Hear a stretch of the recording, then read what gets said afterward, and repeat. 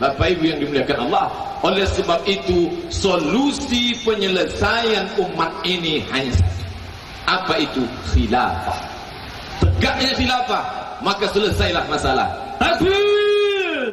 Kalau Pak Ustadz Somad mau mendirikan negara khilafah, diusir sama Megawati, diusir. Ini dia bilang, Pak Ustadz Somad mau diusir sama Megawati. Kalau kalian, mari kita sama-sama menjaga NKRI, karena NKRI ini harga mati ya.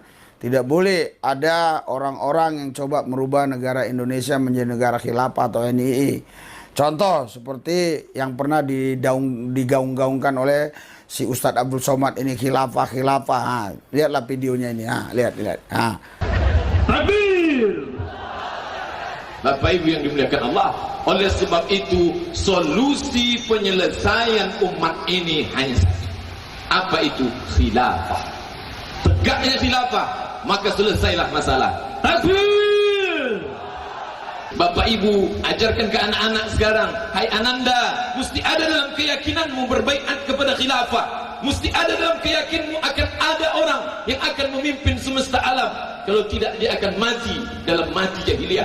Oleh sebab itu, kita yang mengajarkan saat ini kita lakukan, maka insya Allah walaupun kita mati, dia tetap mengalir sebagai amal jariah.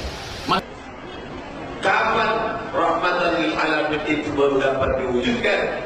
Bukan dengan kenabian, bukan dengan Al-Quran di tangan, tapi setelah tegaknya khilafatul nubuwwah. Sebab itu tidak akan ada yang dapat mewujudkan rahmatan lil alamin selain daripada khilafatul nubuwwah, khilafah ala minhajin nubuwwah. Jika seluruh umat ini tidak memperdulikan khilafah ini, maka dia sudah menyia-nyiakan pesan Nabi Muhammad SAW. Jadi khilafah. Jadi saudara, khilafah ini tidak cocok di Indonesia ya. Emang Pak Somad nggak pernah jalan-jalan ke Irian Jaya, ke NTT ya, ke Tarutung ya, ke Bali. Banyaklah daerah-daerah yang mayoritas Hindu, mayoritas Kristen. Jangan sempat terulang lagi peristiwa-peristiwa kelam di mana pernah Timur sekarang telah berubah menjadi Timor Leste ya. Jangan sampai terjadi seperti itu lagi.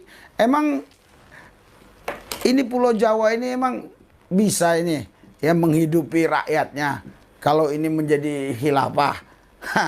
Emang orang Irian Jaya terima, orang NTT terima. NTT itu luas sekali. Irian Jaya lebih luas lagi, ya kan? Wah, belum lagi Bali. Janganlah ya. Pasti mereka nggak suka. Saya yakin mereka nggak suka. Saya aja yang di Jawa nggak suka, apalagi mereka ya. Ini penegasan Megawati nih ya. Penegasan Megawati apa tentang khilafah ini ya.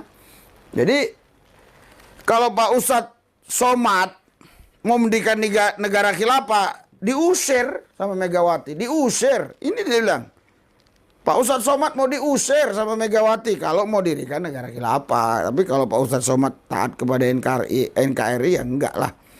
Megawati minta pendukung khilafah diusir dari RI. Ruhut buktikan ideologi Pancasila harga mati.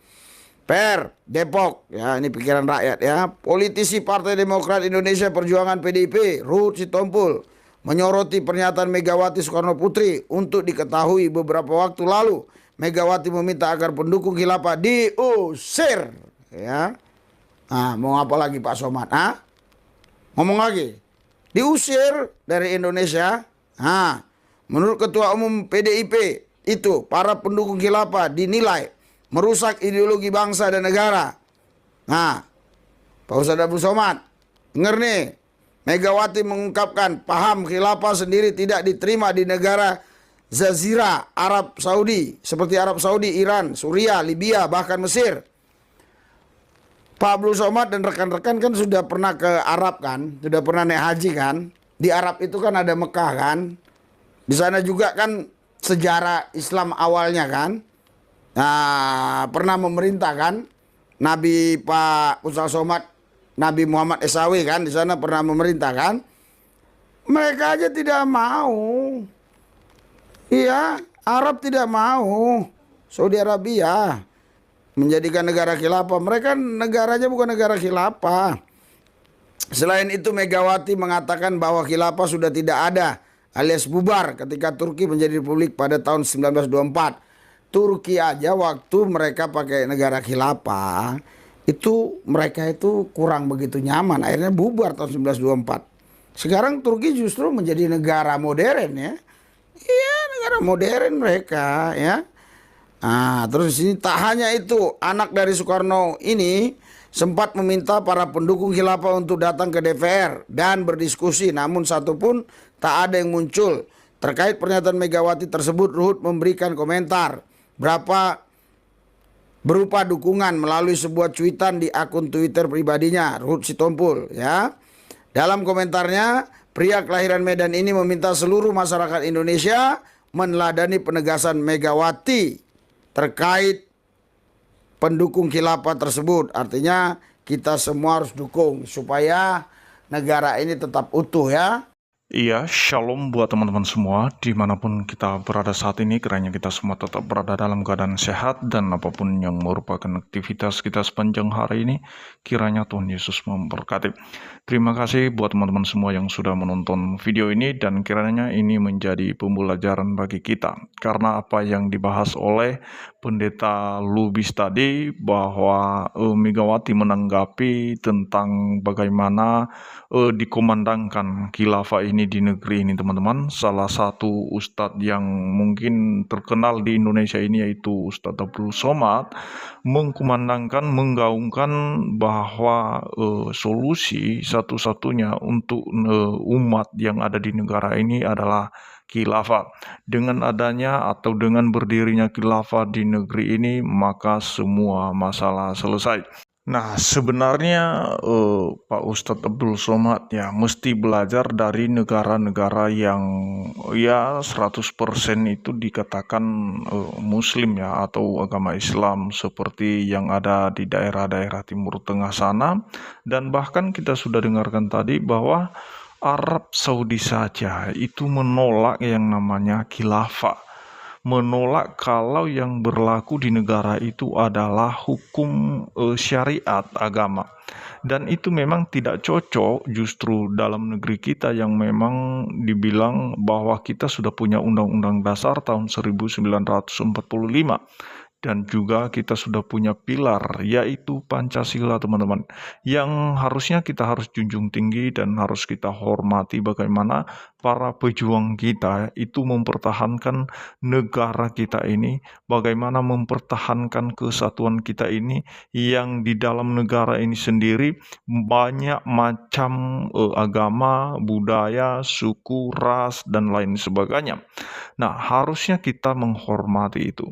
Nah, apa tujuannya khilafah didirikan di negeri ini? Karena mereka berambisi untuk berkuasa di negeri ini dan pada endingnya nanti, pada akhirnya itu berakhir pada yang namanya kekacauan dan pemecah belah. Karena dia berceramah teman-temannya yang selalu bersifat provokasi, yang dimana dia suka menghasut umat untuk selalu menggaungkan yang namanya khilafah. Nah teman-teman, ini yang perlu kita waspadai kepada mereka yang membawa ceramah-ceramah yang memecah belah teman-teman.